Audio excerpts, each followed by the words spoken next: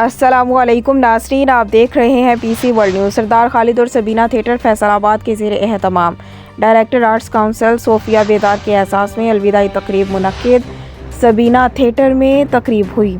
हमारे नुमाइंदे खुसूसी पाकिस्तान गुलाम दस्तगीर की तफसीलात के मुताबिक इसी अलविदाई तकरीब में assistant commissioner Syed Ayub Bukhari, director arts council Zahid Iqbal, सोफियाء बेदार, स्टेज फनकारों और मीडिया नुमाइंदगान की शिरकत।